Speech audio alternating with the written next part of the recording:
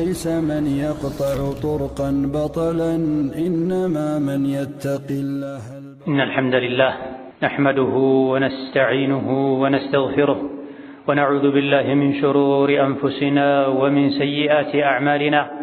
من يهده الله فلا مضل له ومن يضلل فلا هادي له، وأشهد أن لا إله إلا الله وحده لا شريك له، وأشهد أن محمدا عبده ورسوله.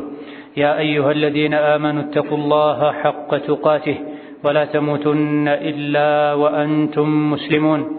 يا أيها الناس اتقوا ربكم الذي خلقكم من نفس واحدة وخلق منها زوجها وبث منهما رجالا كثيرا ونساء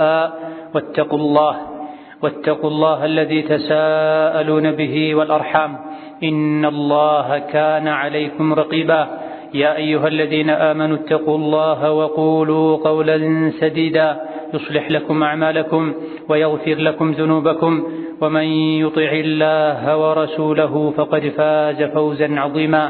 أما بعد، فإن أصدق الحديث كتاب الله، وخير الهدي هدي محمد صلى الله عليه وعلى آله وأصحابه وسلم تسليما كثيرا. وشر الأمور محدثاتها، فإن كل محدثة بدعة وكل بدعة ضلالة. وأوصيكم ونفسي بتقوى الله يا عباد الله، فاتقوا الله تعالى حق التقوى، وراقبوا ربكم في السر والنجوى، واستمسكوا بالعروة الوثقى، وتزودوا للآخرة، واعلموا أن خير الزاد التقوى، فاتقوا الله يا أولي الألباب.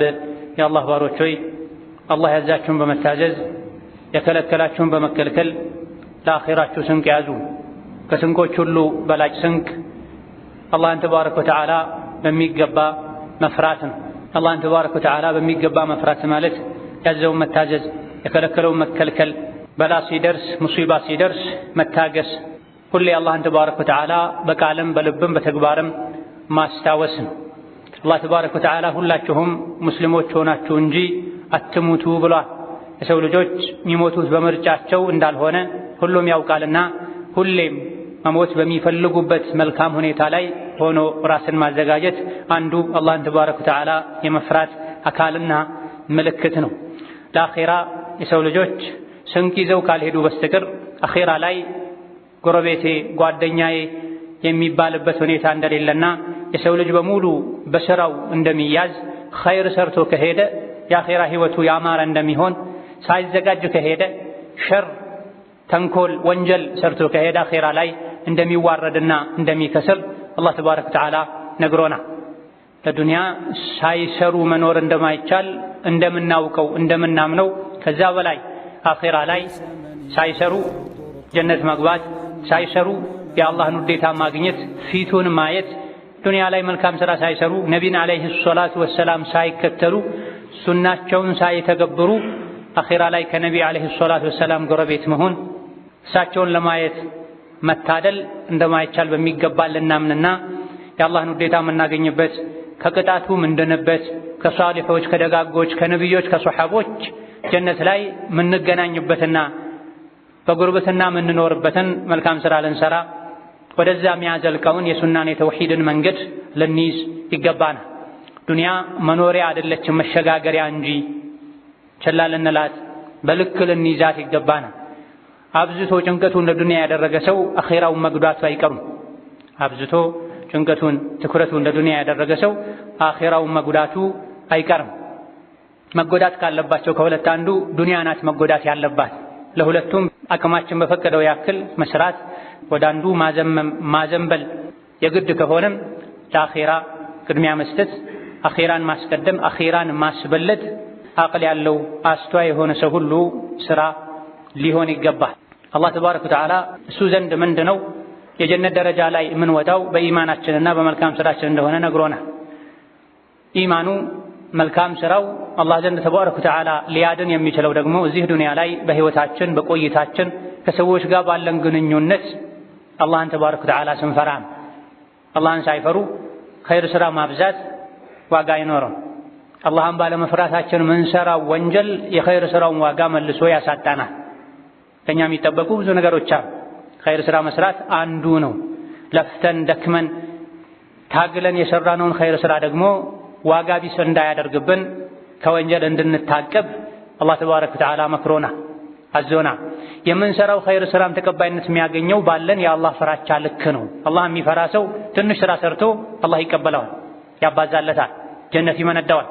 አላህን ማይፈራ ስሜቱን የሚጋልብ እንደሻው የሚሆን ደስ ሲለው የሚሰራቸው ብዙ መልካም ስራዎች ቢኖሩትም የሸይጣንን ጥሪ ተቀብሎ በሚያበላሽበት አላህን በሚያስቆጣበት ጊዜ ያን የሰራው ኸይር ስራ ታጥቦ ይወገዳል።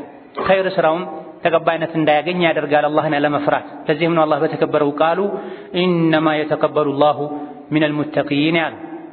አላህ እኮ መልካም ስራን የሚቀበለው እሱን ከሚፈሩት ነዋ። ሐጅ አድርጎም አንድ ሰው አላህን ካልፈራ ሐጁን አላህ አይቀበለው። ዘካ ሰጥቶም አላህን ካልፈራ አላህ ዘካውን አይቀበለው። ጾም ጾሞም አላህን ካልፈራ አላህ ጾሙን አይቀበለው። ለስሙ ጾሞ ሊውል ይችላል። ለስሙ ደክሞ ተንከራቶ ወጪ አውጥቶ ለሳምንት ከዛም በላይ መካ ቆይቶ ሊመለስ ይችላል። አላህ የሚፈልገው በዋነኝነት የውስጥ የልብ ተቅዋን ነው። ልባችን በአላህ ፍራቻ ተሞልቶ ኸይር ስራን ስንደርብበት ይህን አኺራ ላይ መዳን ለጀሃነም ድልድይ ሆኖን መሻገር እንችላለን። ካልሆነ ግን ሰዎች ለመታየት ለመታወቅ ሰው ስላደረገ ጊዜ ለማሳለፍ ስለለመዱት ሲያደርጉት ደስ ስለሚላቸው ኸይር ስራ ሊሰሩ ሊሞክሩ ይችላሉ። ነገር ግን አላህ የሚቀበለው የእሱን ፊት ፈልጎ እሱን ፈርቶ ህጉን አክብሮ ምህረቱን ከጅሎ የሰሩትን መልካም ስራ ብቻና ብቻ ነው። አላህ ተባረከ ወተዓላ መልካም ስራን የሚቀበለው እሱን ከሚፈሩት ነው አለ። አላህን መፍራት ማለት ምን ማለት እንደሆነ ኢማሙ አሕመድ ረሕመቱላሂ ዐለይሂ ሲናገሩ ምን አሉ? ሙተቂ ማለት አላህን ፈሪ ማለት የተቂል አሽያ ላ የቀዑ ፊማ ላ የሒሉ ለሁ። አላህ የሚፈራ አላህ መልካም ስራውን የሚቀበለው ጀነትን የሚመነዳው ማለት ያ ነገሮችን ሁሉ የሚጠነቀቅ የሚፈራ አላህ የሚፈቅደው ነገር ላይ እንጂ ማይገባ አላህ የሚፈቅደውን ነገር እንጂ ማያደርግ ሰው ማለት ነው። ጀነት የተዘጋጀችው አላህን ለሚፈሩት ነው። የቂያም ቀን የሚድኑት አላህን ለሚፈሩት ነው። ማን ነው አላህ የሚፈራው? አላህ የሚፈራ ማለት አለዚ የተቂል አሽያ ነገሮችን የሚጠነቀቅ የሚፈራ በሩቁ የሚሸሽ ላ የቀዑ እግሩን ማያሳርፍ እጁን ማያስገባ አላህ የሚፈቅደው መሆኑን ካረጋገጠ በኋላ እንጂ። አላህ ተባረከ ወተዓላ ኸይር ስራ እንድንሰራ አዞናል። ዱንያ ላይ እስካለን ድረስ ንግዳችን ስራችን ኸይር ስራ ሊሆን ይገባዋል። በተቃራኒው ደግሞ ከወንጀል እንድንርቅ አዞናል። እነዚህ ሁለት ክንፎችን ስናገኝ ነው የዱንያን የፈተና ባህር ተሻግረን ጀነት ልንገባ የምንችለው። ታዋቂው ጥበበኛ መካሪ ሉቅማን አልሐኪም ረሒመሁላህ ተዓላ ልጃቸውን ሲመክሩ አይ ቡነያ ልጄ ሆይ ዱንያ ማለት ጥልቅ የሆነች ባህር ናት። ዱንያ ማለት ጥልቅ የሆነች ባህር ናት። የዱንያ ባህር ውስጥ ብዙ ሰው ሰምጧል። የዱንያ ባህር ውስጥ ብዙ ሰው ሰምጧል። አንተ ከዱንያ ባህር መዳን የምትችልበት መርከብህን የአላህን ፍራቻ አድርግ። ከዱንያ ብዙ ሰዎች ከሰመጡበት ባህር ልትድን የምትችልበት መርከብ የአላህ ፍራቻ ነው። መርከቡ ደግሞ መቀመጫ ያስፈልገዋል። መቀመጫህን መርከቡ ውስጥ መቀመጫህን ወንበርህን ኢማን አድርግ። መርከቡን ደግሞ ማስቀዘፊያ ያስፈልጋል። ይሄን ደግሞ ተወኩል አድርግ። እነዚህ ነገሮችን ካሟላህ ልትድን ይከጀልልሃል ብሏል። ልጄ ሆይ ዱንያ ማለት ባህር ናት። ብዙ ሰዎች በዱንያ ባህር ውስጥ ሰምጠው ቀርተዋል።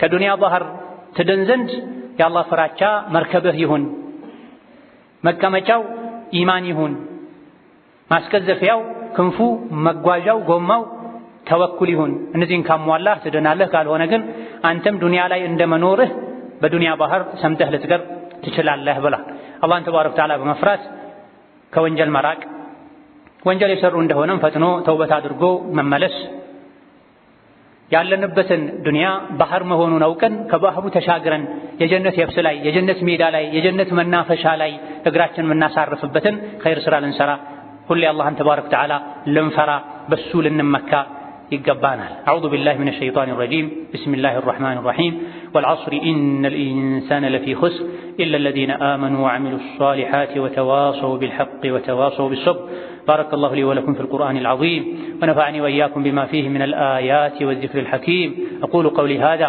وأستغفر الله لي ولكم ولسائر المسلمين من كل ذنب وخطيئة فاستغفروه إنه هو الغفور الرحيم والبر الكريم. الحمد لله على إحسانه والشكر له على توفيقه وامتنانه وأشهد أن لا إله إلا الله وحده لا شريك له تعظيما لشانه وأشهد أن محمدا عبده ورسوله الداعي إلى رضوانه صلى الله عليه وعلى آله وأصحابه وإخوانه وسلم تسليما كثيرا أما بعد اللهم مفرات ወንጀል ላይ እንዳንወድቅ የምንከላከልበት የቅድመ መከላከያ መድኃኒት ነው። አላህን ተባረከ ወተዓላ የሚፈራ ሰው ቀድሞ በኢማኑ በተቅዋው ከወንጀል ይድናል። ፈጣሪውን መጋቢውን አላህን ተባረከ ወተዓላ እንዳያምጽ ያደርገዋል። ነገር ግን በተቅዋ አላህን በመፍራት በኢማን ጥንካሬ ከወንጀል መራቅ ያልቻለ ከጌታው ጋር ከኻሊቁ ከራዚቁ ጋር ጸጋዎችን ሁሉ ከሰጠው አላህ ጋር አደብ የሌለው ሌላ መድኃኒት ያስፈልገዋል። በሽታ ውስጥ ሳይወድቁ ለአኺራ እሳት ራስን ሳያጋልጡ መዳን የሚቻልበት መከላከያ መንገድ የእሳት የአላህ ቁጣ መከላከያ መንገድ ተቅዋ ነው።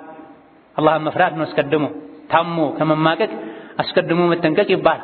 ለአላህ ቁጣ ራስን ዳርጎ ወደ ጀሃነም የሚወስደው መንገድ ጀምሮ ኋላ ላይ ተውበታለሁ እስተካከላለሁ አላህ ይመረኛል ከማለት ይልቅ ቀድሞ አላህን ፈርቶ ጥንቁቅ መሆን ነው። ቀደም ሲል ከኢማም አሕመድ እንደጠቀስነው ነገሮችን ሁሉ መፍራት መጠንቀቅ አላህ የሚፈቅደው የሚወደው መሆኑን ያረጋገጡት ነገር ላይ እንጂ አለመግባት ይሄ ነው የሚያዋጣው። አይ ብሎ አንድ ሰው ግን ወይም ተቅዋ ጎድሎት ወንጀል ላይ የወደቀ እንደሆነ መድኃኒት ያስፈልገዋል። የወንጀለኞች መድኃኒት ሶስት ናቸው። الإمام ابن القيم رحمة الله عليه እንዳሉት ሶስት ወንጀለኞች የሚጸዱበት የሚጠሩበት የሚታጠቡበት ወንዝ አለ። ታላላቅ ወንጀለኞች የሚታጠቡባቸው ሶስት ወንዞች አሉ። እነዚህ ሶስት ወንዞች ያላጸዱት ሰው የጀሃነም እሳት ወንጀሉን ታጸዳለታለች። ከጀሃነም እሳት በፊት ሶስት ወንጀለኛን የሚያጸዱ ወንዞች አሉ፣ ትልልቅ ወንዞች። ሶስቱንም ወንዞች አልፎ ሄዶ የሱ ወንጀል ማይጸዳ ከሆነ ወይም በሶስቱም ወንዞች ራሱን ያላጸዳ እንደሆነ እሱን የምትጠብቀው የጀሃነም እሳት ናት። ነዑዙ ቢላሂ ሚን ዛሊክ። ከዛ በፊት ግን እነዚህ ወንዞች አሉ፣ እነዚህ ወንዞች ያጥቡኛል ብሎ አውቆ ከመቁሸሽ ይልቅ አስቀድሞ በአላህ ፍራቻ ወንጀልን መከላከል። ወተዘወዱ ፈኢነ ኸይረ ዛዲ አተቅዋ ወሊባሱ ተቅዋ ዛሊከ ኸይር። መንገደኞች ናችሁ ስንቅ ያዙ፣ ከስንቅ ሁሉ በላጭ አላህን የመፍራት ስንቅ ነው፣ የሚያዋጣው እሱ ነው። ልብስ ልበሱ፣ ከልብሶች ሁሉ ያማረ ልብስ አላህን የመፍራት ልብስ ነው ብሏል። ስለዚህ ቀድሞ አላህን መፍራት ከወንጀል መራቅ ግዴታን መወጣት ነው። ነገር ግን ከዚህ አልፎ የሰው ልጅ ወንጀል ላይ ከወደቀ ከወንጀሉ ሊያጠሩት የሚችሉት ሶስት ወንዞች አሉ። ከሶስቱ በአንዱ ያልጠራ ሶስቱንም ያልተጠቀመ መጨረሻ ላይ ራሱን እሳት ላይ ያገኛል። ነዑዙ ቢላሂ ሚን ዛሊክ። የመጀመሪያው የተውበት ወንዝ ነው። የሰው ልጆች ጥፋት አጥፍተው ጥርት ያለ የተሟላ ተውበት ካደረጉ በዚህ በተውበት ወንዝ ራሳቸውን ማጽዳት፣ ማንጣት፣ ማጥራት ይችላል። ከዛ በኋላ ንጹህ ለሆነችው ለጀነት ራሳቸውን ብቁ ዝግጁ ማድረግ ይችላል። ሁለተኛው ወንጀል ማራገፊያ መጽጃ ወንዝ የመልካም ስራዎች የሐሰናቶች ወንዝ ነው። ወንጀልን በውስጣቸው ውጠው ሊያጠፉ የሚችሉ የበዙ መልካም ስራዎችን የሰራ ሰው ኢነል ሐሰናቲ ዩዝሂብነ ሰይአቲ ዛሊከ ዚክራ ሊዛኪሪን ተብሏል። አምስት ወቅት ሶላትህን በአግባቡ ስገድ፣ ኸይር ስራዎችን ስራ።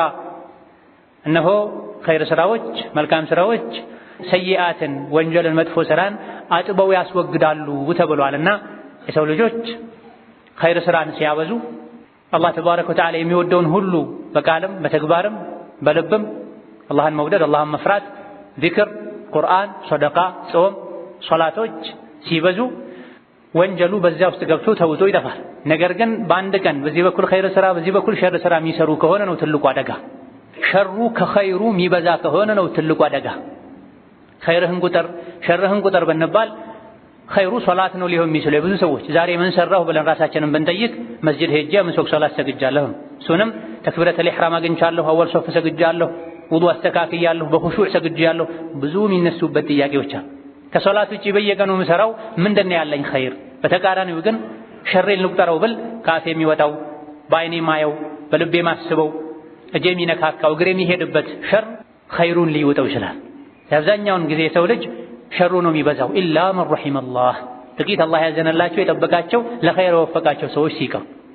ሁለተኛው ወንጀል ማበሻ ማራገፊያ መጽጃ ወንዝ የመልካም ስራዎች ወንዝ። መልካም ስራው ግን መቼ ነው ወንጀልን የሚያጸዳው? አልሙስተግሪቃ ወንጀልን በውስጡ አስምጦ ሊያጠፋ የሚችል ከሸር ከወንጀል የሚበልጥ የሚበዛ ኸይር ስራን የሰራ ሰው እንደዚሁ ሁለተኛ ከወንጀል የሚጸዳበት ወንዝ አለው። ሶስተኛው የሙሲባ የአደጋ የመከራ የፈተና ወንዝ ነው። በእነዚህ ካልጸዳለት አንድ ሰው ተውበትም አደረገ መልካም ስራም አብዝቶ ሰራ ሙስተግሪቅ የሆነ ነካ ነካ የምትደረግ ሲመች የምትሰራ ሳይሆን ሙስተግሪቅ የሆነ ከሸሩ ከወንጀሉ ባለፉት ዓመታት የተሰራ ወንጀል በልጦ ተገኝቶ ወንጀሉ መልካም ስራው ላይ ጠብ ቢል ሊውጠው የሚችል ሊያጠፋው የሚችል አይነት ብዙ መልካም ስራ የሰራ ሰው አላህ ወንጀሉን ይሰርዝለታል። በዚህም ካልጸዳ ከቀረ በሙሲባዎች በአደጋዎች በህመም በሐሳብ በጭንቀት በትካዜ በድህነት በተለያዩ የሰው ልጆች ላይ በሚፈራረቁ ሙሲባዎች ፈተናዎች አላህ የሰው ልጆችን ከወንጀላቸው ሊያጸዳ ይችላል። ስለዚህ ሙእምን አደጋን ሙሲባን አይጠላም፣ አይወድም፣ አይመኝም። ነገር ግን ከመጣ ከደረሰበት ምንም ይሁን ምን አልሐምዱሊላህ ይላል። ኢና ሊላሂ ወኢና ኢለይሂ ራጂዑን ይላል።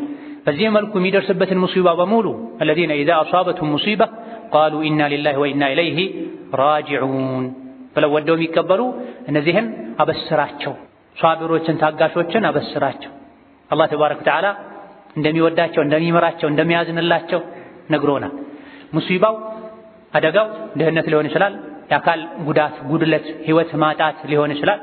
ይሄን ሁሉ ለኸይር ነው ብለው ወደው ከተቀበሉ ካለፉት ወንጀል ማበሻዎች ጋር ሆኖ ወንጀል ሊታበስ ይችላል። አላህ ለባሪያው ኸይርን ከሻለት ከነዚህ ወንዞች መሃል አንዱ ውስጥ ያስገብቶ ያጥበዋል አሉ ኢብኑል ቀይም ረሂመሁላሁ ተዓላ። አላህ ለባሪያው ኸይርን ከሻለት ለመልካም የታጨ አላህ ዘንድ የታደለ ሰዒድ እድለኛ ሰው ከሆነ ከነዚህ ወንዞች በአንዱ ገብቶ ይጸዳል።